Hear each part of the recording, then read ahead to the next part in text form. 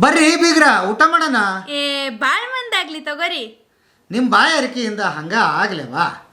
ನಮಸ್ತೆ ಗೆಳೆಯರೇ, ಬದುಕಿನ ಬುತ್ತಿಗೆ ತಮಗೆ ಎಂದಿನಂತೆ ಆದರದ ಸ್ವಾಗತ ಹಾಗೂ ಬೆಳಗಿನ ಶುಭೋದಯ ಕೂಡ ತಮಗೆ. ಹೇಗಿದ್ದೀರಿ?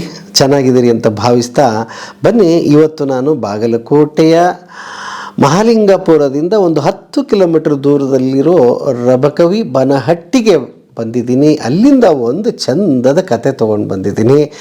ನಾವು ನೀವೆಲ್ಲ ದಲಾಲ್ ಅಂತ ಪದ ಕೇಳಿರ್ತೀವಲ್ವ. ದಲಾಲರು ಅಂದರೆ ನಾನು ಏನೋ ವಸ್ತು ತೊಗೊಳ್ಳೋನು, ಇನ್ನೊಬ್ಬ ಕೊಡೋನು, ಮಧ್ಯೆ ಅದ್ರ ಮುಂದೆ ಕೊಡಿಸೋರು, ಅವರು ದಲಾಲರು. ಅವರು ಭಾಳ ಅಂದರೆ ಒಂದು ಸಣ್ಣ ಸೇವೆ ಮಾಡ್ತಿರ್ತಾರೆ ಅವರು. ನೀವು ಕೊಟ್ಟರು ಆಯಿತು, ಬಿಟ್ಟರು ಆಯಿತು, ಬಟ್ ಸೇವೆ ಅಂತೂ ಮಾಡ್ತಾರೆ.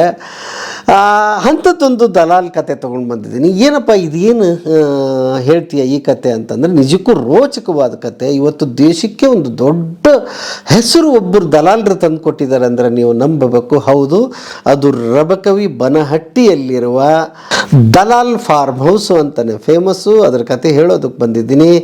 ಈಗ ಸದ್ಯಕ್ಕಿರೋದು ಇವರು 3ನೇ ತಲೆಮಾರಿನವರು, ಬಸವರಾಜ್ ಅಂತ ಇವ್ರ ಹೆಸರು. ಆ ಫಾರ್ಮ್ ಹೌಸಲ್ಲಿ ನಿಂತ್ಕೊಂಡು ಮಾತಾಡ್ತಾ ಇದ್ದೀನಿ. ಬನ್ನಿ, ಈ ಫಾರ್ಮ್ ಹೌಸು ಅದ್ಭುತವಾಗಿದೆ, ಅದರಲ್ಲಿ 2ನೇ ಮಾತಿಲ್ಲ. ಬಟ್ ಭಾಳ ವಿಶೇಷವಾಗಿ ಈ ಫಾರ್ಮ್ ಹೌಸಿಗೆ ಯಾರು ಬಂದಿಲ್ಲ ಅಂತ ಕೇಳಿ. ಬಿಜಾಪುರ ಶ್ರೀಗಳು ಸಿದ್ದೇಶ್ವರ ಸ್ವಾಮಿಗಳು ಪಾದ ಇಟ್ಟಂಥ ಜಾಗ ಇದು. ಅಷ್ಟೇ ಅಲ್ಲದೆ ಬೇಕಾದ ದೊಡ್ಡ ದೊಡ್ಡ ರಾಜಕಾರಣಿಗಳನ್ನು ತಗೊಳ್ಳಿ ನೀವು. ರಾಮಕೃಷ್ಣ ಹೆಗಡೆಯಿಂದ ಇತ್ತಿತ್ತಲಾಗಿ ದೇವೇಗೌಡರು, ಆಮೇಲೆ ನಮ್ಮ ನಿರಾಣಿ ಸಾಹೇಬ್ರಂತೂ ಅತ್ಯಾತ್ಪರು ಈ ಫ್ಯಾಮ್ಲಿಗೆ. ಬನ್ನಿ, ಎಲ್ಲ ಕತೆಗಳನ್ನ ಹೇಳ್ತೀನಿ. ಇನ್ನೊಂದಿಷ್ಟು ರೋಚಕವಾದ ಕತೆಗಳಿದೆ, ಬಟ್ ಭಾಳ ರೋಚಕ ಅಂತ ಅದನ್ನು ಕೇಳಿ ನಾನಿಲ್ಲಿ ಬಂದಿದ್ದೀನಿ. ನಿಮಗೆ ಯಾವ ಕಾರ್ ಬೇಕು ಹೇಳಿ? ಇಲ್ಲಿ ನಿಮಗೆ ವಿಜಯ್ ಮಲ್ಯ ಅವ್ರ ಕಾರ್ ಬೇಕಾ? ಇಲ್ಲೇ ಇದೆ. ರಜನಿಕಾಂತ್ ಅವ್ರ ಕಾರ್ ಬೇಕಾ? ಅದು ಇಲ್ಲೇ ಇದೆ. ಶಾರುಖ್ ಖಾನ್ ಅವ್ರ ಕಾರ್ ಬೇಕಾ? ಇಲ್ಲೇ ಇದೆ. ಯಾವ್ಯಾವ ಸ್ಟಾರ್ಗಳು ಕಾರ್ಗಳು ಕೇಳ್ತೀರಿ ಆ ಎಲ್ಲ ಕಲೆಕ್ಷನ್ಗಳು ಕೂಡ ಈ ಫಾರ್ಮ್ ಹೌಸಲ್ಲಿದೆ. ಸೋಜಿಗ ಅನ್ನಿಸ್ತಲ್ಲ, ಇಷ್ಟು ಸಾಕು ಅಂತ ಅನಿಸುತ್ತೆ. ಇನ್ನೂ ಭಾಳ ಅದ್ಭುತ ಕಥೆಗಳಿದೆ. ನೋಡ್ಕೊತ ಹೋಗಿ ಈ ಸರಣಿ. ನೀವು ಫ್ಯಾಮಿಲಿ ಎಲ್ಲ ಕೂತ್ಕೊಂಡು ನೋಡಬೇಕು. ಯಾಕೆಂದರೆ ಒಂದು ಸಣ್ಣದ ಒಂದು ದಲಾಲ್ ಸೇವೆ ಮಾಡ್ತಾ ಒಂದು ಫ್ಯಾಮ್ಲಿ ಇಷ್ಟು ದೊಡ್ಡ ಮಟ್ಟಕ್ಕೆ ಬೆಳೆಯೋದು ಹೇಗೆ? ಇವತ್ತವರು ರಬಕವಿ ಬನಹಟ್ಟಿ ಸುತ್ತಮುತ್ತ ಯಾಕೆ, ಇಡೀ ಬಾಗಲಕೋಟೆ ಜಿಲ್ಲೆಗೆ ಯಾಕೆ, ಇಡೀ ಕರ್ನಾಟಕಕ್ಕೆ ಈ ದಲಾಲ್ ಫ್ಯಾಮ್ಲಿ ಹೆಸರುವಾಸಿಯಾಗಿದೆ. ಬನ್ನಿ, ಎಲ್ಲ ಕತೆಗಳಿಗೂ ತಮಗೆ ಸ್ವಾಗತ. ಬನ್ನಿ, ಈ ದಲಾಲ್ ಫಾರ್ಮ್ ಹೌಸಿನ ಕತೆಗೆ ಮತ್ತು ಇದರ ಅಭೂತಪೂರ್ವ ಯಶಸ್ಸಿನ ಕತೆಗೆ ಕೂಡ ತಮಗೆ ಸ್ವಾಗತ ಗೆಳೆಯರೇ. ಬನ್ನಿ ಸರ್. ನಮಸ್ತೆ. ನಮಸ್ತೆ ನಮಸ್ತೆ. ಬನ್ನಿ ಸರ್, ವೆಲ್ಕಮ್ ದಲಾಲ್ ಫಾರ್ಮ್ ಹೌಸ್ಗೆ. ನಿಮ್ಮ ಬದುಕಿನ ಬುತ್ತಿ ಚಾನಲ್ ಹಾಗೂ ದಲಾಲ್ ಪರಿವಾರ ವತಿಯಿಂದ ನಿಮಗೆ ಸ್ವಾಗತಕ್ಕೆ ಬರುತ್ತೇವೆ. Thank you sir. ನಮಗೂ ಭಾಳ ದಿವಸದಿಂದ ಆಸೆ, ಇವತ್ತು ಅದು ಕೈಗೂಡಿದೆ. ಚೆನ್ನಾಗಿದೆ. ಇದು ಫಾರ್ಮ್ ಹೌಸ್ ಸರ್? ಇದು ನಮ್ಮದು ಫಾರ್ಮ್ ಹೌಸ್. ಇದು ನಮ್ಮ ತಂದೆಯವರು ತೊಗೊಂಡು ಕನಿಷ್ಠ ಒಂದು 50-55 ವರ್ಷದಿಂದ ಇಲ್ಲಿ ತೋಟ ತೊಗೊಂಡಿದ್ದಾರೆ. ಈ ತೋಟ ತೊಗೊಂಡ ತಕ್ಷಣ ಇಲ್ಲಿ ಅಗ್ರಿಕಲ್ಚರು, ಪಕ್ಕದಲ್ಲಿ ಕೃಷ್ಣಾ ನದಿ, ಪಕ್ಕದಲ್ಲಿ ಹಳ್ಳ, ಈ ಥರ ಎಲ್ಲ ಒಂದು ಹಸಿರು ವಾತಾವರಣ ಭಾಳ ಚೆನ್ನಾಗಿದ್ದಾರೆ. ಎಷ್ಟು ಎಕರೆ ಪ್ರದೇಶದಲ್ಲಿದೆ ಸರ್? ಇದು ಒಂದು 8 ಎಕರೆ ಇಲ್ಲಿ ನಮ್ಮ ತೋಟ. ಪಕ್ಕದಲ್ಲಿ ಎಲ್ಲ ಕಮರ್ಷಿಯಲ್ ಪೆಟ್ರೋಲ್ ಪಂಪು, ಶೋರೂಮ್ಸು ಆ ಥರ ಎಲ್ಲ ಇದೆ. ಇದೆಲ್ಲ ತೋಟ. ಈ ತೋಟದ ತಂದೆಯವ್ರ ಹೆಸರು, ನನ್ನ ತಂದೆಯವ್ರ ಹೆಸರು ಬಾಲಚಂದ್ರಪ್ಪ ದಲಾಲ್ ಅಂತ. ಅವರು ಮೂಲತಃ ರಬಕವಿ ಅವರು. ನಮ್ಮ ಅಜ್ಜವ್ರ ಹೆಸರು ಲಿಂಗಪ್ಪ ದಲಾಲ್ ಅಂತ. ಬಹಳ ದೊಡ್ಡ ಅವರು, ಒಂದು ಆಗಿನ ಕಾಲದಲ್ಲಿ ಉದ್ಯಮಿ ಅವರು. ಎಲ್ಲ ಅವರು ಅವರೇ ಫ್ಯಾಮಿಲಿ ಜೊತೆ ಅವರು ಬೇರೆ ಬೇರೆ ದೊಡ್ಡ ದೊಡ್ಡ ಸೀರೆ ವ್ಯಾಪಾರ, ನೂಲಿನ ವ್ಯಾಪಾರ. ಮುಂಚೆಯಿಂದ ನಮ್ಮ ರಬಕವಿ ಬನಹಟ್ಟಿ ಸೀರೆ ವ್ಯಾಪಾರಕ್ಕೆ ಪ್ರಸಿದ್ಧಿ. ಅದೇ ಉದ್ಯೋಗ ಮಾಡ್ಕೊಂತ ನಮ್ಮ ತಂದೆಯವರು 5 ಮಂದಿ ಅಣ್ಣತಮ್ಮರು. ಅವ್ರ ಕಡೆಯವರೇ ನಮ್ಮ ತಂದೆಯವರೇ ಕಡಿದು. ಅವರಿಗೆ ಪವರ್ಲೂಮ್ ಉದ್ಯೋಗದಲ್ಲಿ ಹೆಚ್ಚು ಆಸಕ್ತಿ ಇತ್ತು, ಕೆಮಿಕಲ್ಸ್ ಉದ್ಯೋಗದಲ್ಲಿ ಹೆಚ್ಚು ಆಸಕ್ತಿ ಇತ್ತು. ಅವರು ಒಂದು ಜನ್ರೇಷನ್ ಮುಗಿದ ತಕ್ಷಣ ನಾವು 3 ಮಂದಿ ಸಹೋದರರು, ನಾವು ಅದನ್ನೇ ಮುಂದುವರ್ಸ್ಕೊಂಡು ಬಂದಿದ್ದೀವಿ.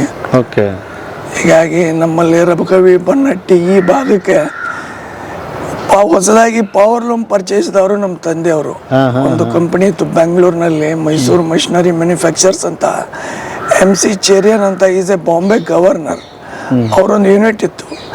ಅವರು ರಬಕವಿ ಬನಹಟ್ಟಿ ಭಾಗಕ್ಕೆ ಈ ಹೊಸದಾಗಿ ನೇಯ್ಗೆ ಉದ್ಯೋಗ ಕಲೆ ಭಾಳ ಇದೆ, ಹ್ಯಾಂಡ್ಲೂಮ್ಸ್ ಇದೆ, ಅದನ್ನು ಪವರ್ಲೂಮ್ ಮಾಡಬೇಕಂತ ಕನಿಷ್ಠ 1964-65 ನಮ್ಮ ಭಾಗಕ್ಕೆ ಪ್ರವೇಶ ಮಾಡಿದಾಗ ಪವರ್ ಲೂಮ್ಗೆ ಕರೆಂಟ್ ಬೇಕು, ಕರೆಂಟ್ ನಂತರ ಮಗ್ಗ ರೆಡಿ ಆಗಬೇಕು, ಮಗ್ಗ ಆದ ನಂತರ ಅದಕ್ಕೆಲ್ಲ ಕನೆಕ್ಟಿವಿಟಿ ನೂಲು ಬರಬೇಕು, ಕೆಮಿಕಲ್ ಬರಬೇಕು.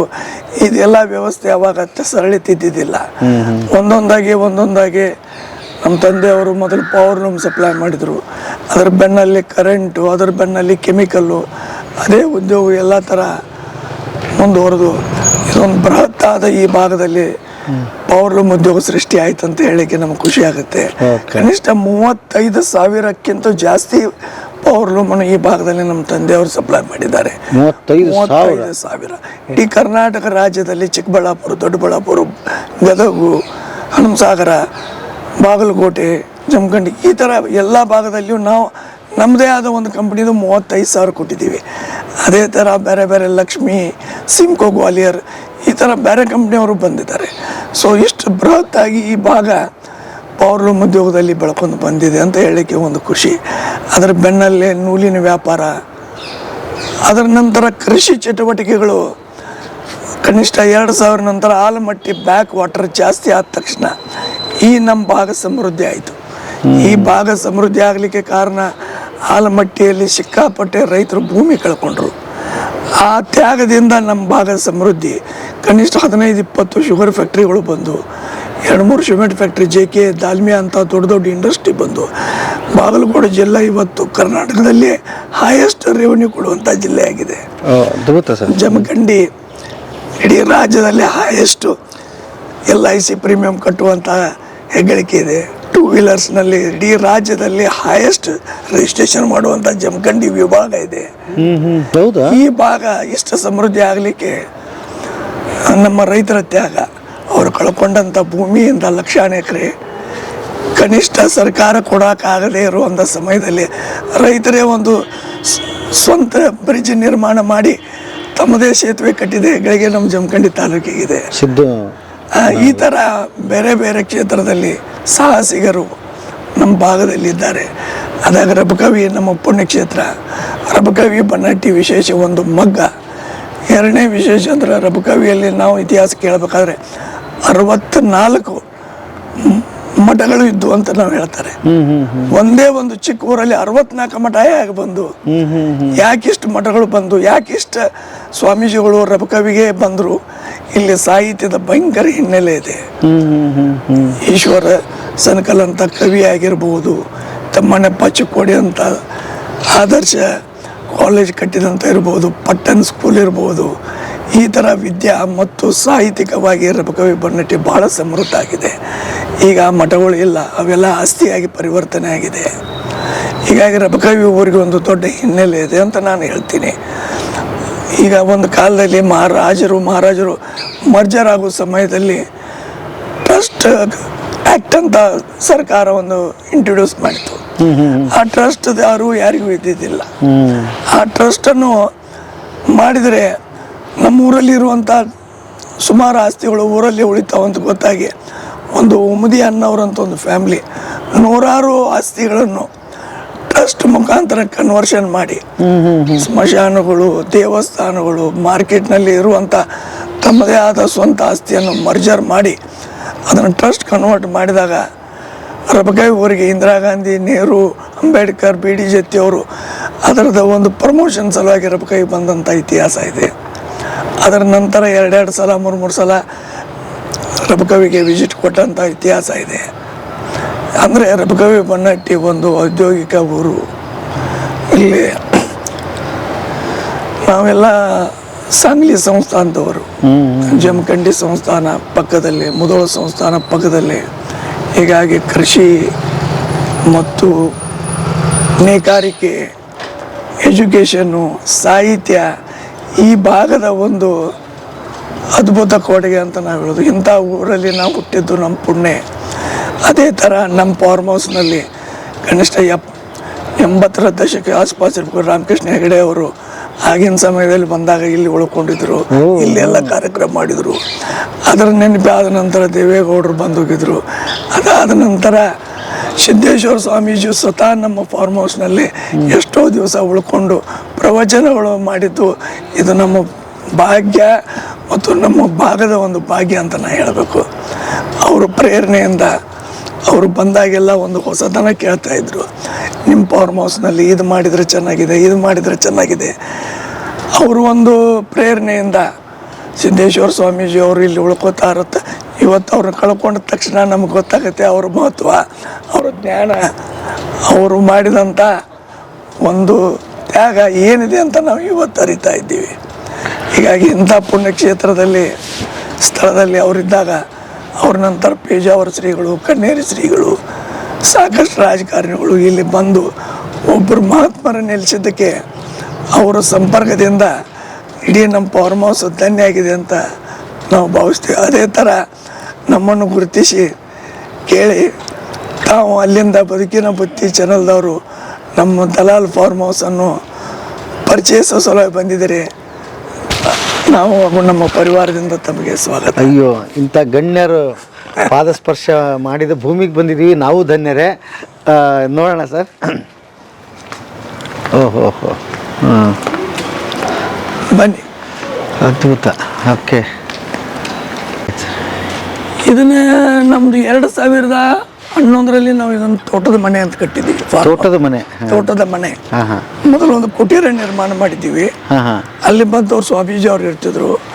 ಅವರಿರೋ ಭಾಳ ಸಿಂಪಲ್ ಆಗಿ ಅವರು ಇರುವಂಥ ಒಂದು ಇದು. ಅದ್ರ ನಂತರ ನಮಗೆ ಇಲ್ಲಿ ತೋಟದಲ್ಲಿ ಇರುವಂಥ ರೂಢಿ ಇದ್ದಿದ್ದಿಲ್ಲ ಮುಂಚೆ. ಲೇಬರು, ಕೆಲಸಗಾರ ಅಷ್ಟೇ ಇರ್ತಿದ್ರು. ಆ ರುಚಿ ನಮಗೆ ಅವ್ರ ಸ್ವಾಮೀಜಿ ಅವ್ರು ಬಂದು ಹೋದ ತಕ್ಷಣ ಅವರು ಇದನ್ನು ನಿಸರ್ಗ ಸವಿತಾ ಇದ್ದಿದ್ದು ನೋಡಿ ನಾವು ಅಲ್ಲಿ ಊರಲ್ಲಿ ಒಂದು ಮನೆ ಕಟ್ಕೊಂಡು ಅಲ್ಲಿ ಒಂದು ಕಾಂಕ್ರೀಟ್ ಬಿಲ್ಡಿಂಗ್ನಾಗ ಇರೋಕ್ಕಿಂತ ಇದು ನಿಸರ್ಗವನ್ನು ನಾವು ಕಳ್ಕೊತಾ ಇದ್ದೀವಿ ಅಂತ ನಮಗೆ ಮಿಸ್ ಮಾಡ್ಕೊಂಡಿವಿ.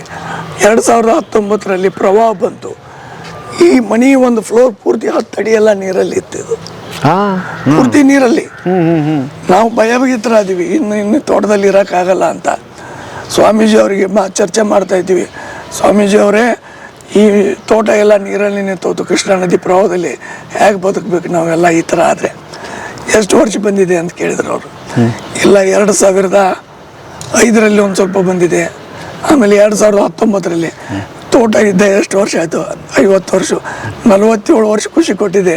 3 ವರ್ಷ ನೀರು ಬಂದರೆ ಇದೇನು ಭಾಳಲ್ಲ. ಎಷ್ಟೋ ಜನ ಸಾಂಗ್ಲಿ, ಕೋಲ್ಹಾಪುರ್, ಮಿರಜ್, ಯಡೂರು ಎಲ್ಲೆಲ್ಲೋ ನೀರಲ್ಲಿ ಬದುಕಿದ್ದಾರೆ ಜನ. ಖುಷಿ ಪಡೋದು ಏನಾಗಲ್ಲ.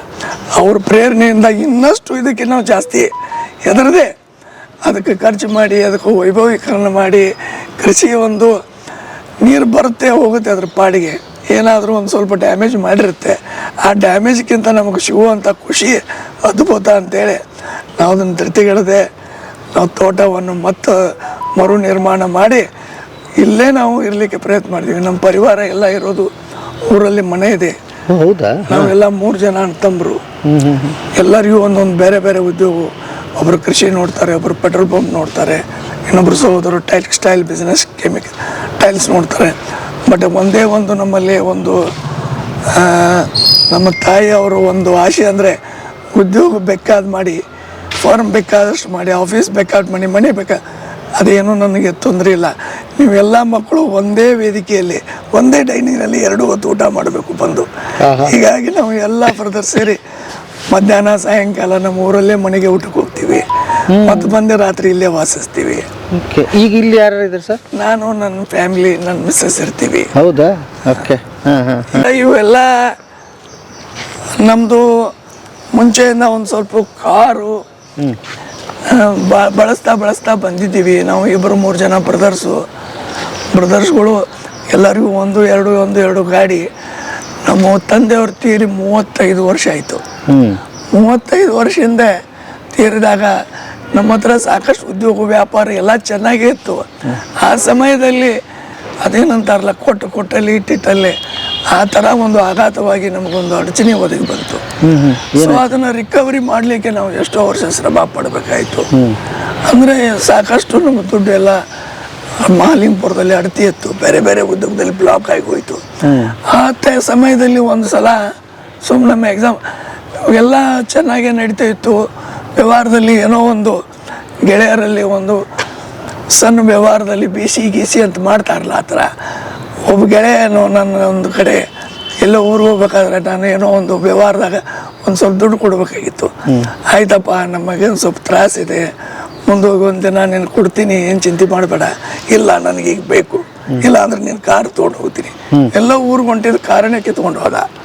ಆಯ್ತಪ್ಪ ಬಂದು ಮನೆಯಲ್ಲಿ ನಮ್ಮ ತಾಯಿಯವ್ರಿಗೆ ಹೇಳಿದೆ, ಈ ಥರ ಆಗಿದೆ, ಏನು ಅನ್ಸ್ಬೇಡ, ಗಾಡಿ ಇದ್ರೆ ಗಾಡಿ ಇರಲಿ ಅಂದ್ರೆ ಏನಾಯ್ತು, ಜೀವನದಲ್ಲಿ ಸಣ್ಣಾಗಿ ದುಡಿ 10 ಗಾಡಿ ತಂದು ಮನೆ ಮುಂದೆ ನಿಂದ್ರಿಸು, ಚಿಂತೆ ಮಾಡಬೇಡ, ಕಷ್ಟ ಸುಖ ಇರುತ್ತೆ. ತಾಯಿಯವರು ನಮಗೆ ಇನ್ಸ್ಪಿರೇಷನ್ ಆದರು. ಆಯ್ತಂತ. ಯಾಕಂದ್ರೆ ಅವಾಗ ಎಲ್ಲ ಇದ್ದರೂ ಒಂದು ಯಾವುದಾದ್ರೂ ಜೀವನದಲ್ಲಿ ಒಂದು ಆಘಾತ ಬರುತ್ತೆ. ಆ ಆಘಾತದಾಗಿಂದ ಹೊರಗೆ ಬರಬೇಕಾದ್ರೂ ಏನಾದರೂ ಒಂದು ಬೇಕಲ್ಲ. ಒಂದು ನಮಗೆ ಧಾರ್ಮಿಕವಾಗಿ ನಮ್ಮ ಸಿದ್ದೇಶ್ವರ ಸ್ವಾಮೀಜಿ ಅವರು ಒಂದು ಪ್ರೇರಣೆ, ಆರ್ಥಿಕವಾಗಿ ಮನೆಯಲ್ಲಿ ಒಂದು ತೊಂದರೆ ಬಂದಾಗ ತಾಯಿಯವರೇ ನಮಗೆ ಇನ್ಸ್ಪಿರೇಷನು, ಒಳ್ಳೆಯ ಗೆಳೆಯರು. ಆ ಸಮಯದಲ್ಲಿ ನಾವು ಏನು ಒಂದು ಪೆಟ್ಟು ತಿಂದೀವಲ್ಲ, ಮುಂದೆ ಬರುವಂಥ ದಿವಸದಲ್ಲಿ ನಾವು ಒಂದು ಕೆಲಸ ಮಾಡಿ ಒಂದು 8-10 ಕಾರೇ ನಾವೇ ಯಾಕೆ ತೊಗೋಬಾರ್ದು. ಗಾಡಿಯನ್ನು ಇವತ್ತಿಗೆ ಯಾರು ನಮಗೆ ಸಾಲ ಕೊಟ್ಟಿದ್ದಲ್ಲ ಅವನೇ ನಮ್ಮಲ್ಲಿ ಕೆಲಸಕ್ಕೆ ಬರುವ ಹಾಗೆ ನಾವು ಒಂದು ಕೆಲಸ ಮಾಡಿ ತೋರಿಸಿದ್ದೀವಿ. ಇದು ಒಂದು ಅನುಭವ. ಅದೇ ಥರ ನಮ್ಮ ಒಂದು ಮಾರ್ಕೆಟ್ನಲ್ಲಿ ಒಂದು ಅಂಗಡಿ ಸಕ್ಕರೆ ನಮ್ಗೆ ಬಾಡಿಗೆ ಸಿಗಲಿಲ್ಲ. ಶ್ರೀಮಂತಿಕೆ ಇತ್ತು, ಆಸ್ತಿ ಇತ್ತು. ಆ ಸಮಯದಲ್ಲಿ ಆದಂಥ ತೊಂದರೆಗಳು ನಮಗೆ ಜನ ಸಣ್ಣವರು ಇವ್ರಿಗೆ ಸಪೋರ್ಟ್ ಮಾಡಬೇಕು ಅನ್ನೋ ಒಂದು ವರ್ಗ ಇತ್ತು, ಯಾಕೆ ಇವ್ರಿಗೆ ನಾವು ಮಾಡಬೇಕು ಅನ್ನೋ ಒಂದು ವರ್ಗ ಇತ್ತು.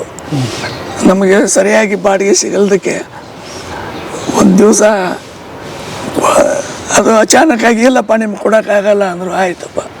ಅದು ಮತ್ತು ನಮ್ಮ ತಾಯಿಯವ್ರಿಗೆ ಹೇಳಿದ್ವಿ, ಈ ಥರ ನಮಗೆ ಕಷ್ಟ ಬರ್ತಾಯಿದೆ, ಜೀವನದಲ್ಲಿ ನಾವು ಹೇಗೆ ಮಾಡಬೇಕು, ಏನಾದರೂ ಎಲ್ಲ ಸರಿ ಹೋಗುತ್ತೆ, ನೀನು ದುಡಿ, ನೀನೇ ಮುಂದೆ ಹೋಗಿ ಒಂದು 4 ಅಂಗಡಿ ಮಾಲಕ್ ಆಗ್ತೀಯ, ಯಾಕೆ ಚಿಂತೆ ಮಾಡ್ತೀಯ ಅಂತಿದ್ರು. ಆ ಥರ ನಮ್ಮ ಇಬ್ಬರು ಸಹೋದರನ್ನ ಕರ್ಕೊಂಡು ನಾವು ಎಲ್ಲ ಬೇರೆ ಬೇರೆ ಉದ್ಯೋಗದಲ್ಲಿ ತೊಡಗಿ ಕಷ್ಟಪಟ್ಟು ಅಗ್ರಿಕಲ್ಚರು, ಕೆಮಿಕಲ್ಲು, ಬೇರೆ ಬೇರೆ ರಂಗದಲ್ಲಿ ಕೆಲಸ ಮಾಡಿದ್ರೆ ಇವತ್ತು ನಾವೇ ಮಾರ್ಕೆಟ್ನಲ್ಲಿ ಒಂದು 8-10 ಪ್ರಾಪರ್ಟಿ ತುಂಬಿದ್ದೀವಿ. ಅಂದರೆ ಇದ್ರ ಖುಷಿ ಹೇಳೋ ಅರ್ಥ, ನಾವು ಯಾರು ನಮ್ಮ ವಿರೋಧಿಗಳು ಅದಾರಲ್ಲ ಅವರೇ ನಮಗೆ ಪ್ರೇರಣೆ. ಅದಕ್ಕೆ ಗಾಡಿ ಇರ್ಬೋದು, ಆಸ್ತಿ ಇರ್ಬೋದು, ಇದೇನು ನಮಗೆ ಭಾಳ ದೊಡ್ಡ ಖುಷಿ ಇಲ್ಲ. ಬಟ್ ಇದರಿಂದ ಸಿಕ್ಕಂಥ ಪ್ರೇರಣೆ ನಾವು ಯಾಕೆ ಇದನ್ನು ಹೇಳ್ಬೇಕಂದ್ರೆ, ಪ್ರತಿಯೊಬ್ಬರು ಜೀವನದಲ್ಲಿ ಒಂದು ಬೇರೆ ಬೇರೆ ರೀತಿ ಕಷ್ಟ ಬಂದೇ ಬರುತ್ತೆ. ಆದರೆ ಆ ವಸ್ತುವಿಂದ ನಮಗೆ ಭಾಳ ಜಾಸ್ತಿ ಏನು ಖುಷಿ ಇಲ್ಲ. ಬಟ್ ಅದರ ಪಾಡಿಗೆ ಅದಿದೆ. ಬಟ್ ಅದರದ್ದು ಮೋಹ ತಗೋಬೇಕು ಅನ್ನೋದು ಒಂದು ಉದ್ದೇಶ. ಅದನ್ನ ಏನು ಬಳಸ್ಬೇಕಾದ್ರೆ ಅದು ಬಳಸಾಗಿ ಹೋಗ್ಬಿಟ್ಟಿದೆ. ಅದೇನು ನಮ್ಮ ಜೀವನಕ್ಕೆ ಭಾಳ ಮಹತ್ವವಿಲ್ಲ. ಬಟ್ ಭಾಳ ವಿಶೇಷವಾಗಿ ಕಾಣಿಸ್ತದೆ. ಬೇರೆ ಬೇರೆ ವೆಹಿಕಲ್ಗಳು ಎಲ್ಲ ಒಂದು ಕಲೆಕ್ಷನ್ಸ್ ಹಾಬಿ ಇದೆ. ಏನಿದೆ? ಇದು ಒಂದು ನಮ್ಮ ಬಾಂಬೆನಲ್ಲಿ ಒಂದು ಫಾರ್ಮ್ ಇತ್ತು. ಆ ಫಾರ್ಮ್ನಲ್ಲೇ ನಾವು ಒಂದು ಅಲ್ಲೇ ನಮ್ದೆಲ್ಲ ನಮ್ಮ ಪೂರ್ವಜರೆಲ್ಲ ಬಿಸ್ನೆಸ್ ಮಾಡ್ತಾಯಿದ್ರು. ಅಲ್ಲೆಲ್ಲ ನಮ್ಮದಲ್ಲಿ ಒಂದು ಮಾರ್ಕೆಟ್ನಲ್ಲೆಲ್ಲ ಶಾಪ್ಸು, ಉದ್ಯೋಗ ಅದೆಲ್ಲ ಮುಂಚೆ ಇತ್ತು. ಅದೆಲ್ಲ ಬಂದಾಗಿ ಹೋಯ್ತು. ಅದಾದ ನಂತರ ಮಕ್ಕಳು, ಬ್ರದರ್ಸು, ಈ ಥರ ಎಲ್ಲ ಒಂದು ಗಾಡಿಗೆ ಒಂದು ಕ್ರೇಜ್ ಇತ್ತು ಅವಾಗ. ಇದು ನನ್ನ ತಿಳಿದ ಮಟ್ಟಿಗೆ ಶಾರುಖ್ ಖಾನ್ ಅವ್ರದ್ದು ಗಾಡಿ ಇದು. ಶಾರುಖ್ ಖಾನ್ ಅವ್ರದ್ದು? ಒಬ್ರು ಮೀಡಿಯೇಟರ್ ಇಲ್ಲ, ಅವ್ರದ್ದು ಒಂದು 2-3 ಓಲ್ಡ್ ಗಾಡಿ ಆದ ತಕ್ಷಣ ಕೊಡ್ತಾರೆ. ಒಂದು 2-3 ಗಾಡಿ ಇದೆ ತೋಳಿ, ಓಕೆ ನಮ್ಗೆ ಬೆಡ್ ಮಾಡಿಸ್ತೀರಾ ಅಂತ ಹೇಳಿದ್ರೆ, ಎಲ್ಲ ಬೆಡ್ ಮಾಡಿಸೋದು ಕಷ್ಟ, ನನಗೆ ಗಾಡಿ ತಗೋದು ಇಂಪಾರ್ಟೆಂಟ್ ಇಲ್ಲ, ಒಂದು ಹಲೋ ಹೇಳಿದ್ರೆ ಆಯಿತು, ನಾನು ಅವಕಾಶ ನೋಡಿ ಮಾತಾಡ್ತೀನಿ ಅಂತೇಳಿ ಒಬ್ರು ನಮ್ಮ ಮೆಡಿಯೇಟರು, ಒಬ್ರು ಗೋವರ್ಧನ್ ಅಂತ, ಅದನ್ನು ಮೆಡಿಯೇಟರ್ ಮಾಡಿ ಅದಕ್ಕೇನು ಭಾಳ ಜಾಸ್ತಿ ಬೆಲೆ ಕೊಟ್ಟಿಲ್ಲ. ಯಾಕಂದ್ರೆ ಬಾಂಬೆನಲ್ಲಿ ಏನಾಗುತ್ತೆ, ಒಂದು ಅಪಾರ್ಟ್ಮೆಂಟ್ನಲ್ಲಿ 1 ಅಥವಾ 2 ಕಾರ್ ಇಡೋಕ್ಕೆ ಜಾಗ ಇರುತ್ತೆ. ಅದಕ್ಕಿಂತ ಜಾಸ್ತಿ ಗಾಡಿ ತೊಗೊಂಡ್ಬಿಟ್ರೆ ಅವ್ರು ಏನಾದರೂ ಅದನ್ನು ಹೊರಗೆ ಹಾಕಿಬಿಡ್ತಾರೆ. ಏನಂದ್ರೆ ಹೆಸರು ಇದು? ಇದು ಡಾಸ್ ಕಂಪ್ನಿದು, ಮರ್ಸಿಡಿಸ್ ಕಂಪ್ನಿ ಡಾಸ್ ಅಂತ. ಸೊ ಇದು ಯಾವ್ದಾದ್ರು ಫಿಲ್ಮ್ ನಲ್ಲಿ ಶೂಟಿಂಗ್ ಆಗಿದೆ ಅಂತ ಹೇಳ್ತಾರೆ. ಇಲ್ಲ, ನನಗೂ ಈಗ ನೆನಪು ಬರ್ತಾ ಇದೆ. ಫಾರಿನ್ಗೆ ಯಾವ್ದೋ ಯಾವ್ದು ನಿಂಗೆ ನೆನಪಿದೆಯಾ ರವಿ? ಪರದೇಶ್ ಅಂತ ಯಾವ್ದೋ ಒಂದು ಫಿಲ್ಮ್ ನಲ್ಲಿ ಶೂಟ್ ಆಗಿದೆ. ಪರದೇಶಿ, ಪರದೇಶ್ ದಿವಾನಾ. Yes, correct, 100%. ಅದು ಗಾಡಿ ನಿಮ್ಗೆ ಹೇಳಿದ್ನಲ್ಲ, ಒಂದು ನಮಗೆ ಗಾಡಿಯಲ್ಲಿ ಶೋಕಿ, ನಮ್ಗೆ ಆದ ಅಪಮಾನವನ್ನು ಸರಿ ತೋರಿಸ್ಲಿಕ್ಕೆ ನಮ್ಮ ಕೆಲಸದ ಮುಂದೆ ಈ ಗಾಡಿ ಮಾತು ಏನು ಬಾಳಲ್ಲ. ಮನುಷ್ಯ ಇಚ್ಛೆ ಪಟ್ರೆ ಇದು ಒಂದು ಇನ್ಸ್ಪಿರೇಷನ್ ಅಷ್ಟೇ. ಬಟ್ ನನಗಿಂತ ಹೆಚ್ಚು ನಮ್ಮಲ್ಲಿ ಬರೋರು, ನಮ್ಮ ರಿಲೇಟಿವ್ಸು, ಬೇರೆದವರು ಎಲ್ಲ ನಿಮ್ಮಂತ ಗೆಳೆಯರು ನೋಡಿ ಖುಷಿ ಪಡ್ತಾರೆ. ಯಾಕಂದ್ರೆ ಇದೇ ನಮ್ಮ ಲೈಫ್ ಅದು ಒಂದು ಮೂಲ ಹಂಗೇನಲ್ಲ. ಈ ತರ ಒಂದು ಕನಿಷ್ಠ ಒಂದು 10-12 ಎಷ್ಟು ಕೊಟ್ಟು ತಂದ್ರಿ ಸರ್? ಎಷ್ಟು ತಗೊಂಡು ಯಾವುದೋ ಒಂದು ಗಾಡಿದ ಬೆಲೆ ಹೇಳಿದ್ರೆ ಆ ಬೆಲೆಗೆ ಮಾತು ಬರಲ್ಲ. ಆ ಗಾಡಿಗೆ ನೀವು ಅದು ಎಷ್ಟು ಲಕ್ಷ ಇದೆ, ಎಷ್ಟು ಕೋಟಿ, ಅದು ಇಂಪಾರ್ಟೆಂಟ್ ಇಲ್ಲ. ಅದನ್ನು ಸೇಲ್ ಮಾಡ್ಬೇಕಾದ್ರೆ ಒಂದು ಬೆಲೆ ಹೇಳಿದ್ರೆ ಅದಕ್ಕೊಂದು ಬೆಲೆ ಇರುತ್ತೆ. ಪರ್ಚೇಸ್ ಹೇಳಿದ್ರೆ ಅದ್ರ ಮೊತ್ತ ಕಮ್ಮಿ ಆಗಿಬಿಡುತ್ತೆ. ಆಸ್ ಅ ಗಿಫ್ಟ್ ತರ ಯಾವುದೋ ಎಷ್ಟೆಷ್ಟೋ ಗಾಡಿ ಅವರಲ್ಲಿ ಇಡಕ್ ಆಗಲ್ಲ. ನನ್ನ ಗೆಳೆಯರ ಮನೆಯಲ್ಲಿ ನನಗೆ ಇಡಕ್ ಆಗಲ್ಲಪ್ಪ, ನೀನು ಫಾರ್ಮ್ ಹೌಸ್ ಇದೆ, ಚೆನ್ನಾಗಿದೆ, ಓದಿ ಇಟ್ಕೊಂಡ್ಬಿಡು. ಈ ತರ ನನ್ನ ಒಂದು ಫ್ರೆಂಡ್ಶಿಪ್ ನಲ್ಲಿ ಇದೆ. ಈ ಶಾರುಖ್ ಖಾನ್ ಅವ್ರನ್ನ ಮೀಟ್ ಆದ್ರಿ? ನನಗೆ 2 ಇನ್ಸಿಡೆಂಟ್ ಇದೆ. ಒಂದು ಶಾರುಖ್ ಖಾನ್ ಅವ್ರ ಗಾಡಿ ತಗೊಂಡೆ. ಅವರು ಒಂದ್ಸಲ ನನಗೆ ಅವ್ರ ಮನ್ನತ್ ಅಂತ ಅವ್ರ ಮನೆ ಇದೆ. ಬೆಳಗ್ಗೆ ಎದ್ದು ನನಗೊಂದು ಈ ತರ ಇವ್ರು ಕೊಟ್ಟಿದ್ದಾರೆ ಈ ತರ ಅಂತ ಅವ್ರ ಮ್ಯಾನೇಜರ್ಸ್ ಎಲ್ಲ ಇಂಟ್ರೊಡ್ಯೂಸ್ ಮಾಡಿದ್ರು. ನನಗೆ 1 to 1 ಭೇಟಿ ಆಗಿ ಅವಕಾಶ ಇರಲಿಲ್ಲ. ಸೊ ಅವ್ರ ಮ್ಯಾನೇಜರ್ಸ್ ಅವ್ರವ್ರ ಮನೆಗೆ ಹೋದ್ರು. ಅವ್ರು ಬಿಜಿ ಶೆಡ್ಯೂಲ್ ಇತ್ತು ಕಾಣುತ್ತೆ. ಸೊ ಇವ್ರಿಗೆ ಅವ್ರದ್ದು ಒಂದೇ ಕಂಡೀಷನ್, ಇಲ್ಲಪ್ಪ ಗಾಡಿ ಟ್ರಾನ್ಸ್ಫರ್ ಮಾಡಿ ತಗೊಂಡು ಹೋಗ್ಬೇಕು, ಆಮೇಲೆ ಏನಾದರೂ ತೊಂದರೆ ಆದರೆ ಅವ್ರ ಓನರ್ಗೆ ತೊಂದರೆ ಬರುತ್ತೆ. ಯೂಶುವಲಿ ಅವರೆಲ್ಲ ಮ್ಯಾನೇಜರ್ ಸ್ಟಾಫ್ ಹೆಸರಲ್ಲೇ ಇರುತ್ತೆ. ಅದೊಂದು ಅನುಭವ. ಇನ್ನೊಂದು ನನಗೆ ಒಂದು ಲತಾ ಮಂಗೇಶ್ಕರ್ ಅವ್ರ ಮನೆಗೆ ಹೋಗಿ ಅವ್ರದ್ದೊಂದು ವೆಹಿಕಲ್ ತಗೊಂಡಿದ್ದೆ. ಯಾಕಂದ್ರೆ ನನಗೆ ಒಂದು ಥ್ರೋಟ್ ಪ್ರಾಬ್ಲಮ್ ಇತ್ತು, ನನ್ನ ಗಂಟಲು ಸಮಸ್ಯೆ. ಈ ಕೆಮಿಕಲ್ ರಿಯಾಕ್ಷನ್ದಿಂದ ನಂದು ಥ್ರೋಟ್ ಇನ್ಫೆಕ್ಷನ್ಸ್. ಹೌದಾ? ಹೀಗಾಗಿ ನನಗೆ ಅವ್ರದ್ದು ಒಂದು ಟ್ರೀಟ್ಮೆಂಟ್ ತಗೋಬೇಕಾಯ್ತು. ಲತಾ ಮಂಗೇಶ್ಕರ್ ಹಾಸ್ಪಿಟ್ಲ್ ಅಂತ ಪುನಾದಲ್ಲಿದೆ. ಸೊ ಅವ್ರ ಹೆಸರು ಕೇಳಿದ ತಕ್ಷಣ ಅವ್ರದ್ದು ಮಹಾಲಕ್ಷ್ಮಿ ಟೆಂಪಲ್ ಹತ್ರ ಮನೆ. ನಾನು ಡೀಲರ್ಗೆ ಹೇಳಿದೆ, ಅವರು 2 ಕಾರ್ ಕೊಡೋದಿದೆ, ನನ್ನ ಕಾರ್ ಇಂಪಾರ್ಟೆಂಟ್ ಇಲ್ಲ, ಮೇಡಮ್ ಭೇಟಿ ಆಗಬೇಕು. ಅದಕ್ಕೆ ಸಾಧ್ಯ ಇಲ್ಲ, ಹೇಳಿ ನೀವು ಪ್ರಯತ್ನ ಮಾಡಿ. ಅವರಿಗೆ ಒಂದು ಬ್ರೋಕರ್ಸ್ ಅಲ್ಲ, ಅವ್ರಿಗೆ ಒಂದು ಸಮಸ್ಯೆ ಇದೆ, ಅದರ ಸಲುವಾಗಿ ಭೇಟಿ ಆಗುತ್ತಾರೆ. ಭಾಳ ದಿವಸ ನಂತರ ಅಪಾಯಿಂಟ್ಮೆಂಟ್ ಸಿಕ್ತು. ಬೆಳಗ್ಗೆ ಅವ್ರ ಮನೆಗೆ ಹೋದೆ. ನಮ್ಮ ಗೆಳೆಯ ಕರ್ಕೊಂಡು ಹೋದ. ಮೀಟಿಂಗ್ನಲ್ಲಿ ಇದ್ದೀವಿ. ಅವರೆಲ್ಲ ಮ್ಯಾನೇಜರ್ಸ್ ಅವರೆಲ್ಲ ಹೇಳಿದೆ, ನಿಮ್ಮ ಗಾಡಿ ನೀವೇನು ಬೆಲೆ ಕೊಡ್ತೀರ ಅದನ್ನ ತಗೋತೀನಿ. ಅವ್ರದ್ದು ಯಾವುದೋ ಒಂದು ಕ್ರೂಸ್ ಕಾರ್ ಇತ್ತು. ಆಮೇಲೆ ಅವಳು ವೆಯ್ಟ್ ಮಾಡಿದ್ರು.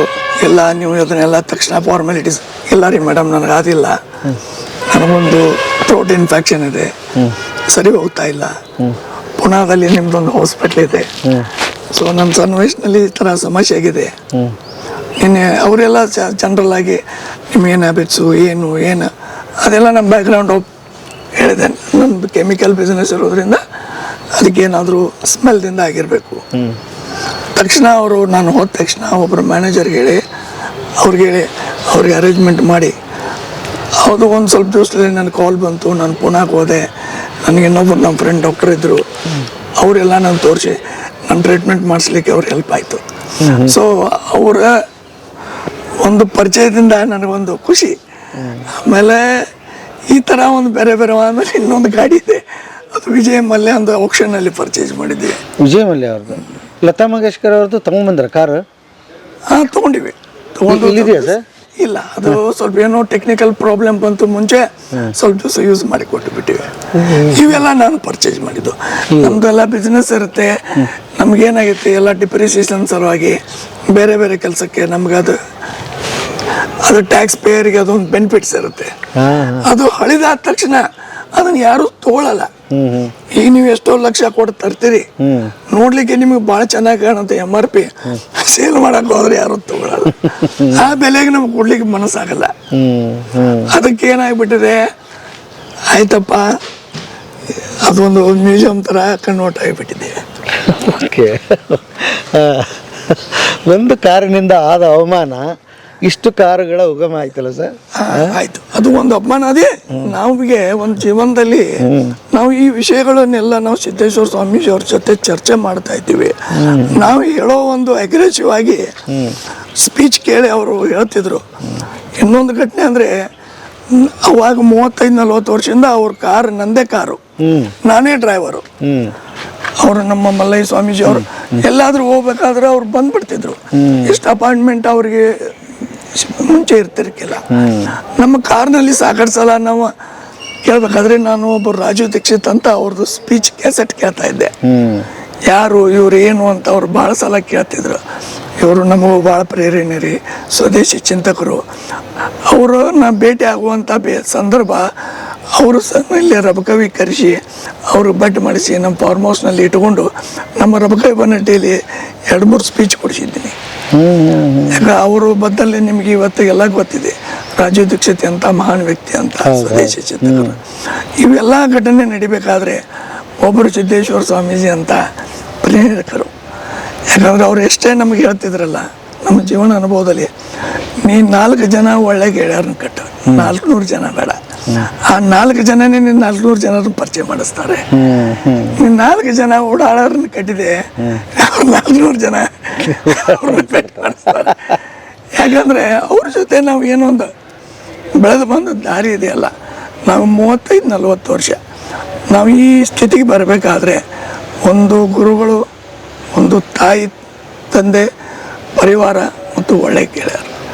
ಯಾಕಂದರೆ ಚಿಂತನೆ ಪ್ರತಿ ತಿಂಗಳ ಯಾವುದಾದ್ರೂ ಒಂದು ಆ್ಯಕ್ಟಿವಿಟಿ ನಡೀತೆ, ಒಂದು ಚಿಂತನೆ ನಡೀತಾ ಇರುತ್ತೆ, ಯಾವುದಾದ್ರೂ ಧಾರ್ಮಿಕ ಕೆಲಸ ನಡೀತಾರೆ. ವರ್ಷದಲ್ಲಿ ನಾವು ಒಂದು 5 ಕಾರ್ಯಕ್ರಮ ಮಾಡ್ತೀವಿ ಇಲ್ಲಿ ಫಾರ್ಮ್ ಹೌಸ್ನಲ್ಲಿ. ಒಂದು ಪ್ಯೂರ್ಲಿ ಮಹಿಳೆಯರ ಸಲುವಾಗಿ ನಮ್ಮ ಮಿಸ್ಸಸ್ ಉಡಿ ತುಂಬು ಕಾರ್ಯಕ್ರಮ, 200-300 ಲೇಡೀಸ್ ಕರ್ಕೊಂಡ್ಬಂದು ಪ್ರತಿ ದಿನ. ಒಂದು ನಾವು ವ್ಯಾಪಾರಸ್ಥರ ಸಲುವಾಗಿ ಒಂದು ಕಾರ್ಯಕ್ರಮ, ಒಂದು ವರ್ಷ ಒಂದು ಸಲ ಧಾರ್ಮಿಕ, ಒಂದು ಈ ಥರ ವಿಶೇಷವಾಗಿ ರಾಜಕೀಯ ಕಾರ್ಯಕ್ರಮಗಳು ಸ್ವಲ್ಪ ಕಮ್ಮಿ. ನನಗೆ ಒಂದು ಸ್ವಲ್ಪ ರಾಜಕೀಯ ಫ್ರೆಂಡ್ಸ್ ಇದ್ದಾರೆ, ಬಟ್ ರಾಜಕೀಯ ಇನ್ವಾಲ್ವ್ಮೆಂಟ್ ಇಲ್ಲ ನಮಗೆ. ಮತ್ತು ಉದ್ಯೋಗ ವ್ಯಾಪಾರದಲ್ಲಿ ಅತಿ ಹೆಚ್ಚು ಇತ್ತೀಚಿನ ದಿನಗಳಲ್ಲಿ ಇನ್ಸ್ಪಿರೇಷನ್ ಆದರು ಮುರುಗೇಶ್ ನಿರಾಣಿ ಅವರು. ಭಾಳ ಚೆನ್ನಾಗಿ ಎಲ್ಲ ಯಂಗ್ ಹುಡುಗರಿಗೆ, ಎಲ್ಲ ರಾಜಕಾರಣಿಗಳು ಎಲ್ಲರೂ ಬಳಸಿಬಿಟ್ಟು ಅವ್ರನ್ನ ಬಿಡುವಂಥದ್ದು ನಾನು ನೋಡಿದ್ದೀನಿ. ಬಟ್ ಅವ್ರು ಆ ಥರ ಅಲ್ಲ. ಎಷ್ಟು ತಮ್ಮ ಸಂಪರ್ಕದಲ್ಲಿ ಗೆಳೆಯರಿದ್ದಾರೆ, ತಮಗೆ ಆತ್ಮೀಯರಿದ್ದಾರೆ, ಅವ್ರನ್ನ ಕರೆದು ಅವ್ರ ಉದ್ಯೋಗ ಸೃಷ್ಟಿ ಮಾಡಿ ಅವ್ರನ್ನ ಬೆಳೆಸಿ, ಯಾಕೆ ಖಾಲಿ ಅಡ್ಡಾಡ್ತಾರೆ ಪಾಪರ್ರಿ, ಕೆಲಸ ಮಾಡಿ ದುಡ್ಡು ಹುಟ್ರೆ ನೀವು 4 ದಿವಸ ಬೆಳಿತೀರಿ. ಇಂಥ ನಾಯಕತ್ವ ಗುಣ ಇರುವಂಥ ಗೆಳೆಯರು ಸಾಕಷ್ಟು ಸಲ ನಮ್ಮ ತೋಟಕ್ಕೆ ಬಂದಾರೆ. ನಾವೊಂದು ಮನೆ ಕಟ್ಟಿದೆ, ನಿರಾಣಿ ಸಾಹೇಬ್ರಿಗೆ ಹೇಳಿದೆ, ಇಲ್ಲ ನಾನು ಮನೆ ಕಟ್ಟಿದ್ದೀನಿ, ನೀವು ಓಪನಿಂಗ್ ಬರಬೇಕು, ಮತ್ತೆ ಯಾರು ಬರಬೇಕು, ನೀವು ಯಾರನ್ನಾದ್ರೂ ಕರ್ಕೊಂಬರ್ರಿ. ಅವ್ರು ಯಾರನ್ನ ಕರ್ಕೊಂಬರ್ಬೇಕು, ನನ್ನ ಮನೆ ಓಪನಿಂಗ್ ಆದ್ರೆ ಯಡಿಯೂರಪ್ಪ ಅವ್ರು ಕರ್ಕೊಂಡ್ಬಂದರು. ನಾವು ಕಲ್ಪನೆನೇ ಮಾಡಿಲ್ಲ. ಅವ್ರು ಅಚಾನಕ್ ಬಂದು ಕಾರ್ಯಕ್ರಮ ಇರ್ಬೋದು ನೆಕ್ಸ್ಟ್ ಬೇರೆ ಬೇರೆ, ಬಟ್ ಅವ್ರು ಬಂದು ಅವರು ಉದ್ಘಾಟನೆ ಮಾಡಿಸಿ ಕರ್ಕೊಂಡು ಹೋದ್ರೆ. ಈ ಥರ ಬಂದು ಹೋದ ನಂತರ ಬೇರೆ ಬೇರೆ ನಾಯಕರು ಬರೋದು ಹೋಗೋದು, ಜನ ಬೇರೆ ಬೇರೆದವರು ಬಂದು ಖುಷಿ ಪಟ್ಟು ನೋಡೋದ್ರಿಂದ ಅಗ್ರಿಕಲ್ಚರು ಈ ಥರ ನಾವು ಒಂದು ಮಾಡಿದ್ದೀವಿ.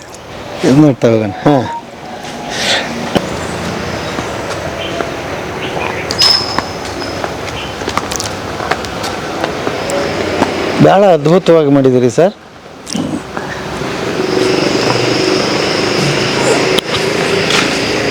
ನಿಮಗೆ ಯಾವ ಅವಶ್ಯಕತೆ ಅವನ್ನ ಹಾಕ್ರಿ, ಎಲ್ಲಾನು ಅಡಿಟ್ ಮಾಡಿದ್ದು ಹಾಕಬೇಕಂತೇನು. ಸಿದ್ದೇಶ್ವರ ಸ್ವಾಮೀಜಿ ಇದ್ದಾರೆ, ಅವರು ಈ ಥರ ಭಾಳ ನಾಯಕರು ಬಂದಾರೆ. 100 ಜನದ್ದು ಒಳಗೆ ಫೋಟೋ ಗ್ಯಾಲರಿನ ಮಾಡಿಬಿಟ್ಟೇವಿ.